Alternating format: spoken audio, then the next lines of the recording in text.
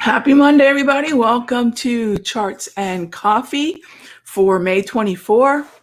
Hope everyone had a great weekend and is ready to kick off a brand new week.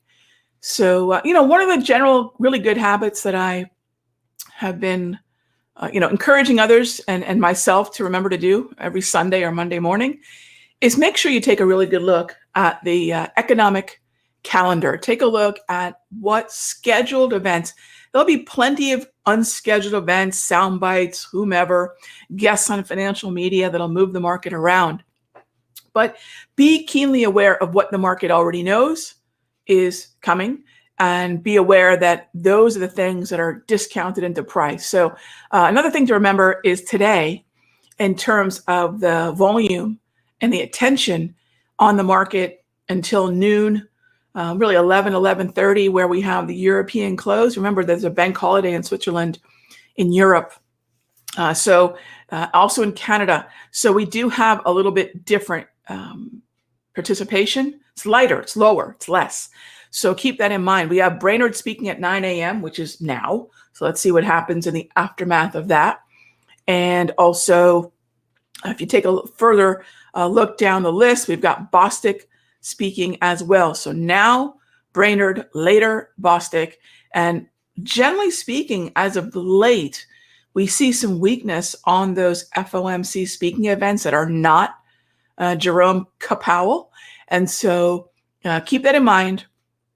We'll probably see a lot of volatility at both 9 and noon Eastern Standard Time. All right. So by the way, just make sure you scroll down through the entire list.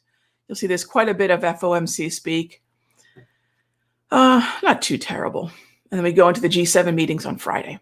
All right. So it's always good to know when those volatility events are going to pop up, because oftentimes those are the events that are going to present opportunity in terms of movement, possibly to a level that we thought, the market's not going to head down there. But if it's got a catalyst, it sure can. And then if you're trying to manage risk and you're not aware of time as an aspect of that, especially if you're a day trader, you're going to suddenly deal with volatility that you had not calibrated or prepared for, position size for. And so this is just a way to prepare for the knowns of the market. There are plenty of unknowns. Make sure that you've got those knowns firmly built into your trading plan.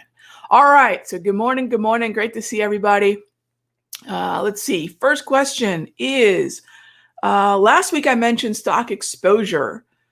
Oh, stock exposure tool. Yeah. So if you're looking to know where your watch list of stocks are within the overall picture of the passive investing in the ETF universe, there are plenty of ETF websites out there. I just happen to like ETF DB. It's a clean site, great comparison tools like that. Stock exposure, ETFDB.com. That's been my preference for many, many years.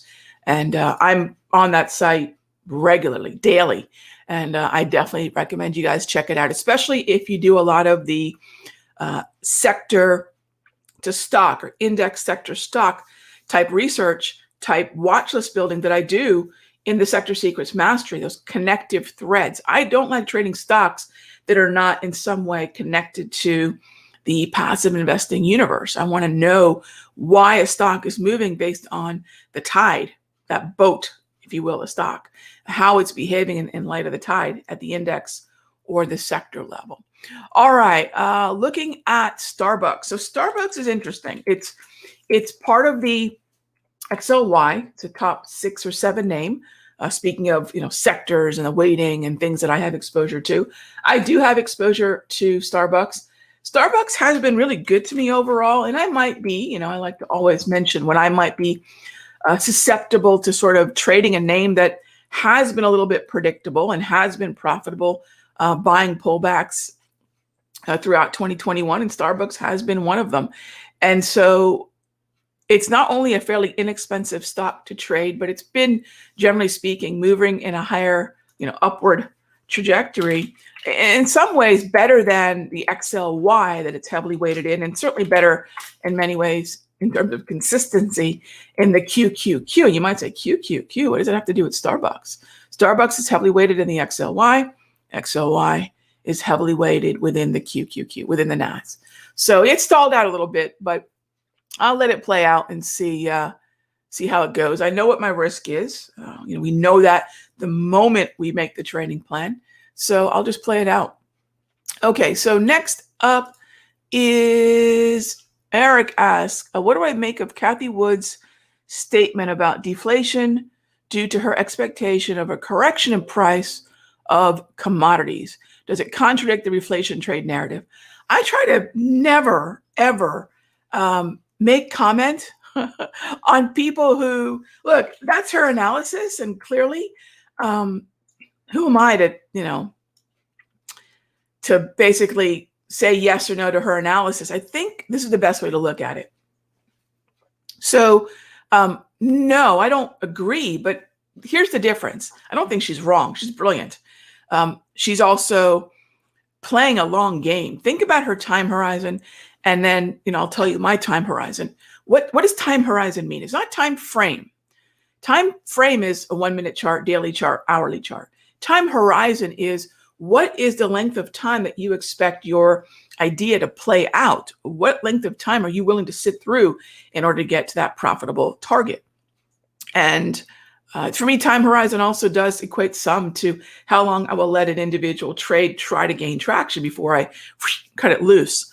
So I think the main difference between what I'm doing and playing, say, long crude, which I am, we're long crude, we're long energy stock.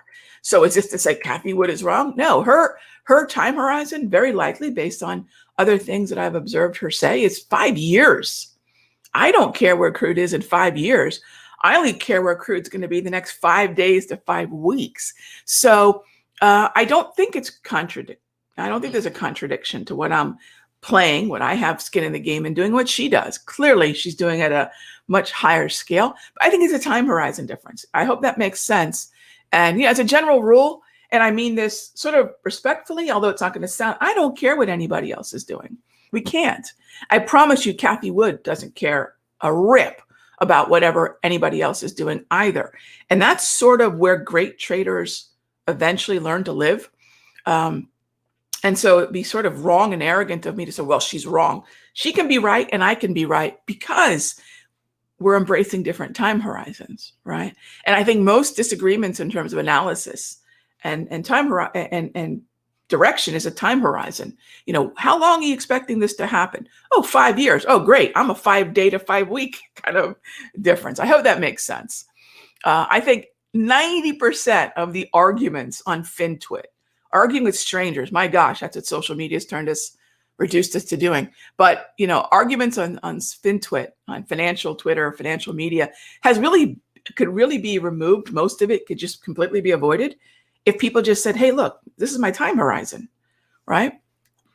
So that's my more than maybe that's 6 cents, right? All right. So General Motors, General Motors goes back to that same conversation, believe it or not, about Starbucks. And GM has been very, very good to us, as has Ford. And in many ways, I kind of look at GM and Ford as sort of, and this is not to bash on Tesla, but I kind of look at GM and Ford in many ways as the other side of this trade. I think there is an interesting juxtaposition of these. I'd rather be long GM. I'd rather be long Ford, again, with a shorter time horizon. Do I think longer term GM or Ford could keep up with Tesla? Depends on how quickly Tesla can get their autonomous vehicle program really realistically going, because the one thing that Tesla has an advantage of over everybody, probably combined, is the sheer number of miles that they have in terms of the data. I mean, that's where the autonomous vehicle battle is going to be won. And I want to say they've got something in the order of 10 or 100 times the data of even Google Maps. That's significant. So until that's the narrative that starts playing out, I like GM and, for that matter, Ford to the long side. But remember, they're not trending at the moment, but they were. So those brief periods of time where we go from double green to yellow, the yellows have generally been, especially look at this nice volume zone that we're in, point of control to boot. Especially, when we see this kind of movement, generally speaking, give it time. Don't buy option X that are going to expire within 3 weeks. Don't commit the fatal flaw of sports where, what happens to a team that gains momentum late in the fourth quarter. We didn't lose the game. We ran out of time. I find options traders live in that fourth quarter peril far too often. So give yourself the time, especially in a yellow market. We don't know when it's going to sort of explode higher, but I like the long side. As long as you give yourself time, I like the long side a lot. And by the way, I would say the same thing about what's happening in XLK and QQQ and a lot of the markets that are sort of sideways to weak right now. But on the weekly, which again, think about how the time frame weekly affects your time horizon. If you're on a weekly time frame, you're thinking in months. So it might take weeks before the trade gains traction. It would take weeks, if not months, for the trade to develop. So again, think about how your time horizon is affected by your time frame. And so there's a lot of these that I like on a much longer time horizon. And so it's not a short-term trade at all. All right. Next up, good morning. Great to see everybody. What are my thoughts on the range that the ES will play this week? Well, I'll look to where the market has already been. I've been wanting to do a video on support and resistance, and talk about support and resistance in a way that's seldom talked about, which is that everything we do, it should be at some point sort of boiled down to support or resistance, whether that be an indicator, whatever analysis we put on our chart is just to identify what those reaction levels will ultimately be. And then there's only really 3 reactions the market can have at one of those levels. It could break higher or lower through it. It could stall at it and then reverse. I mean, that's all the market can do. So then it's my job, using whatever set of tools that I like, that I prefer, that resonate with me, to determine what those levels are. So if I'm going to look at the S&P, I'll look at where it's already been. I'll look at some volume levels. And then once we get down to levels that look like they would be a reaction level, I'll then, if I think there's a trade where I can manage risk, I will then react. My overall opinion of the S&P is bullish. I'm looking at levels to get long from. Am I interested in the S&P? Not nearly as much as I'm interested in the Dow. So sometimes it's not a matter of what I think the S&P is going to do, especially when it comes to the S&P. I actually could care less what the S&P is going to do. And here's why. And everyone here should think the same way.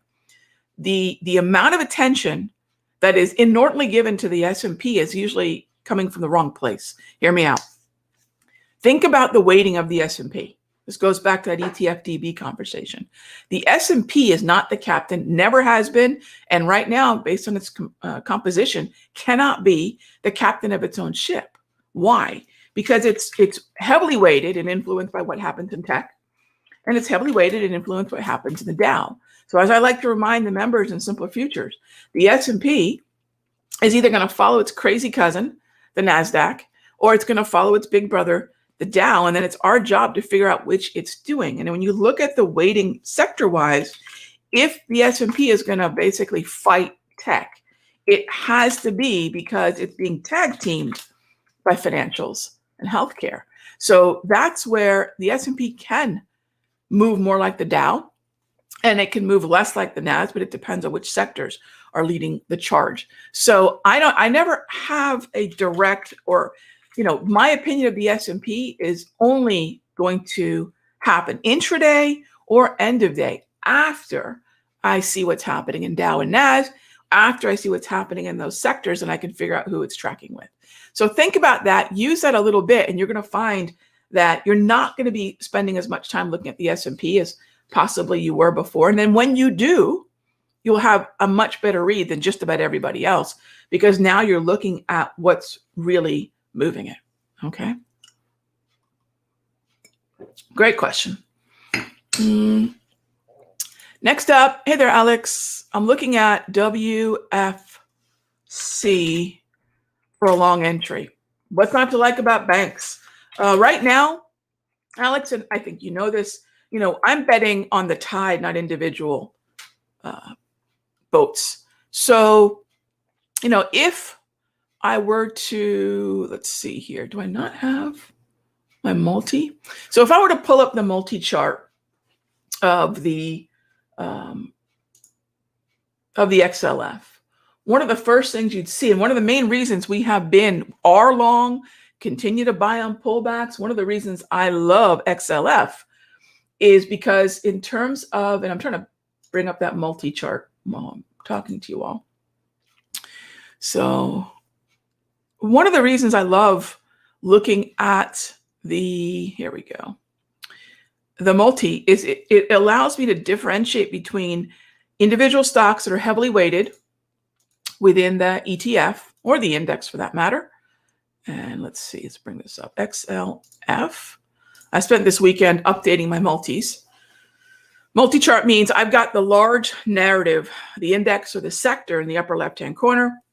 And then I have the top 11 names listed after that. Take a look. What's not to like in this XLF? Very little.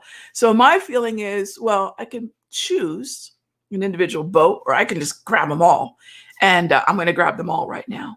And another reason I like the XLF is it's much less expensive for a lot of traders. And I like to be cost conscious. Not that I'm taking a small account attitude, but in many ways, everybody would actually be better off in many ways to have a small account, or as I like to think about it differently, a scalable approach. Scalable means it works for 5, 250, 2.5 million. It doesn't matter. Focus on the liquidity. Focus on being able to buy a number of the options. And for the most part, most traders are going to find XLF is just better bang for their buck. They're going to have Berkshire weighted within it. JP Morgan, Bank of America, your Wells Fargo, Citi, Morgan, Goldman, BlackRock, Schwab, American Express. All of those are going to be weighted in their percentage in terms of asset in that XLF. So you've got exposure to the whole group of them. And so, yes, there might be certain stocks you might favor, but the cool thing about playing the ETF when you have this kind of structure in the overall sector is that you don't have to pick the winner. They're all going to contribute, I think, to, it's basically in this case, firing on all 10 cylinders, top 10 weighted names. So, and I wouldn't call SBGI bad. It's just not in a double green, trend between the 8, 13, 21, and 34 EMAs. So that's the way I would look at WFC. So I've got exposure. I like the idea. You need a pullback, but it's just two different ways of playing a very similar narrative. So I do like it very much. EXP, sure. EXP. Well, I look at Eagle Materials, and then let's think about who Eagle. See, this came up a lot when people started asking me about steel stocks. So let's use another example to show how this is how I look at everything. I would have to look at EXP, but have to find out where Eagle is weighted, whether or not it's weighted within a actively traded ETF, maybe the Invesco Dynamic Building and Construction ETF. But when you look at that, let's see, I'm looking at the volume there. Oh gosh, 58,000. So you'll be able to see what Eagle is sort of trading with. Home Depot, DH Horton, Lowe's, Mohawk, Train Technology, Tractor Supply Company. That's a neat list.